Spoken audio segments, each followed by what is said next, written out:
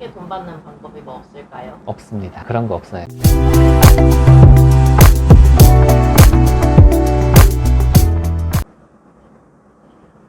안녕하세요. 변호사 박주원입니다. 이번 시간에는 대여금 반환 소송에 대해서 마저 이야기를 하도록 하겠습니다. 혹시 한 PD님 지난번에 이어가지고 지금까지 뭐 더 궁금하셨던 거 있나요? 전 시간에 이자에 관한 얘기를 조금 언급을 하시다가 말았는데 법으로 정해져 있는 이자가 있는지 궁금하네요. 이자를 받을 권리는 나의 권리입니다. 그러므로 내가 적극적으로 요구를 해서 받는 것이다 라고 생각을 해주시면 될 것 같아요. 그러려면 이자를 주겠다라는 계약이 필요합니다. 만약에 1천만 원을 대여를 하고 이자를 연 10%로 계약을 했다라고 하면 원금 계약도 한 것이고 이자 계약도 한 것이니까 이 두 가지 계약을 한꺼번에 한 것이라고 볼 수 있습니다. 혹시 저희 임대차 계약할 때 특약 조건으로 넣잖아요. 그런 것처럼 이자도 차용증 같은 거에 하나의 특약사항처럼 넣을 수 있는 건가요? 네, 원금 얼마, 이자 얼마라는 식으로 항목별로 그렇게 적어주시면 되겠고, 다만 정말 제대로 이자를 받으실 그런 계약이라고 하시면 월 이자 몇 %, 그리고 이자는 매월 언제 지급한다 라는 식으로 꼼꼼하게 정리를 하시는 게 좋겠습니다. 네. 그러면 법적으로 이자를 얼마까지 받을 수 있는 거예요? 원금에 비해서 과다한 이자를 받을 수는 없으니까, 물론 이자도 계약이고 계약은 자유입니다. 그렇기 때문에 이자를 내가 정말 돈이 급한 경우에는 큰 이자를 감수하고라도 그렇게 돈을 빌리고 싶은 경우가 있잖아요. 그렇더라고 하더라도 현행법상 연 24%를 넘는 이자는 그 넘는 만큼은 무효가 됩니다. 예를 들어서 이자 계약을 했고 연 50%로 그렇게 이자 계약을 한 경우에 이자 계약을 한 것은 인정이 되고, 그렇지만 연 24%까지만 인정이 되고 그 이상의 넘는 부분은 무효가 되기 때문에 연 24%의 이자 계약을 한 것과 동일한 계약이 되는 것입니다. 만약에 이자를 주기로 했는데 이유를 따로 정하지 않았다 라고 한다면 법정 이자인 연 5%의 이율이 적용됩니다. 그런데 돈을 빌린 용도가 장사를 하기 위한 것이라고 하면은 조금 이야기가 달라질 수는 있는데, 이 역시도 이자는 자유계약이 기본입니다. 하지만 상인이 영업을 하기 위해 돈을 빌린 경우라고 한다면 따로 이자 계약을 하지 않았다고 하더라도 상법상 연 6%의 이자가 자동으로 적용이 됩니다. 그런 점을 알아두시면 좋겠습니다. 그럼 친구가 만약에 이자 쳐서 갚을게 라고 말했을 경우에는 그것도 법적으로 따질 수가 있나요? 그걸 어떻게 증명할 거야? 그거는 못 받는다고 생각을 하세요. 근데 그 이자보다 내가 그 이자를 받으려고 고생을 하는 나의 인건비가 훨씬 더 비싸게 들어가는 경우가 많아요. 그런데 만약에 정말 그 이자 계약을 했다라는 점까지만 인정이 된다고 하면 아까 말씀드렸듯이 연 5% 이자를 청구를 하실 수 있겠습니다. 뭐 그렇지만 그 말이 농담인 건 너도 알고 나도 아는 그런 상황이었다고 하면 그 이자 계약은 민법 108조에 따라서 무효가 됩니다. 받을 수 있다면 다 챙겨서 받는 게 좋아요.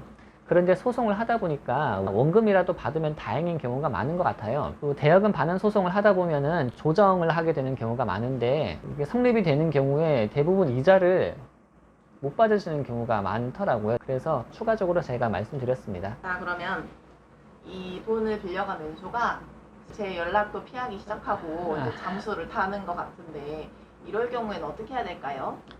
상당히 위험한 신호죠. 그런 경우에는 지체 없이 소송이 아니면 지급 명령이라도 준비를 하시라고 말씀을 드립니다. 그런 친구는 분명히 지금까지 돈을 갚을게 라고 말만 하고 분명히 시간만 잔뜩 끄는 사람이었을 거거든요.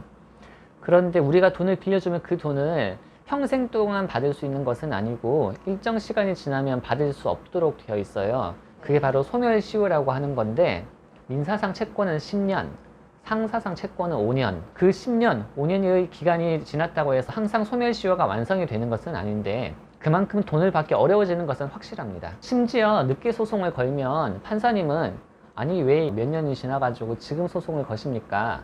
라고 물어보시는 경우도 있어요. 그건 판사님이 다른 뜻이 있어서 그러는 건 아니고, 사람들 중에서는 돈을 빌려주고 제대로 돌려받았는데 그 돈을 한 번 더 받으려고 하는 사람들도 있거든요. 사람들은 좀 여러 사람들이 많아요. 그런 경우를 대비를 해가지고 확인하시는 거예요. 그렇지만 판사님이 보시기에 내가 그런 사람인지 아니면 정말 몇 년 동안 친구 사정을 봐주다가 지금 와서 소송을 걸려고 하는 사람인지 구분이 안 되는 건 마찬가지입니다. 제3자의 입장에서는 모르거든요. 그렇기 때문에 내 권리는 미리미리 내가 챙기고 행사해야지 다른 불이익이 없습니다. 그래서 친구가 연락이 안 된다라는 그런 신호가 오면은 지체하지 마시고 소송 또는 지급 명령을 저는 항상 권하고 있습니다. 그러면 소멸시효라는 건 흔히 범죄를 저질렀을 때 공소시효랑은 좀 개념인가요? 아니, 민사상 소멸시효고 형사상 공소시효인데 둘 다 뭐 유통기한 같은 느낌이라는 점에서는 비슷하긴 한데 내용과 쓰이는 곳이 좀 다르긴 하죠. 그렇죠. 아무래도 비슷한데 뭐 같은 밀가루인데 하나는 박력분이고 하나는 강력분인 것 같은 거 좀 비유가 좀 이상한가? 어쨌든 뭐 비슷한 느낌이에요. 맞아요. 그렇군요. 그러면 공소시효도 그렇듯이 소멸시효도 그 기간이 지나버리면 돈을 갚을 의무가 완전 없어진다는 뜻인가요? 법적인 의무는 없어지고요. 자연채무라는 개념으로 남는데 그냥 주면 받을 수 있어요. 그렇지만 현실적으로 힘들다고 보시면 됩니다. 그러면 혹시 이자도 소멸시효 같은 게 있나요? 아, 그럼요. 이자도 소멸시효가 있습니다. 아까 민사상 채권은 10년이라고 했잖아요. 네. 상사 채권은 5년. 이자 같은 경우에는 일반적인 이자의 경우에는 3년이라고 보시면 됩니다. 그렇기 때문에 10년치 이자를 한꺼번에 받을 수 있지 않을까라고 생각을 하시면 조금 곤란할 수가 있는 게 이자는 3년밖에 계산이 안 돼요. 민사 10년 상사 5년 이자 일반적으로는 이런 식으로 적용이 되니까는 유의를 하시면 될 것 같습니다. 돈 받기가 어렵네요. 어려워요. 진짜 어려워요. 쉽게 돈 받는 방법이 뭐 없을까요? 없습니다. 그런 거 없어요. 그러니까 돈 빌려주실 때 맨 처음에 우리 계속 이야기하고 있던 차용증 그리고 내가 돈을 저 사람한테 빌려줬다라는 기록을 확실하게 남기시고 시작을 하는 게 제일 좋고 만약에 차용증도 없는 그런 경우였다면 전체적으로 이야기를 정말 잘 쓰셔야 돼요. 지금까지 대여금 반환 소송에 대해서 살펴보았습니다. 다들 안전한 돈거래 하시길 바랍니다. 시청해 주셔서 감사합니다. 감사합니다.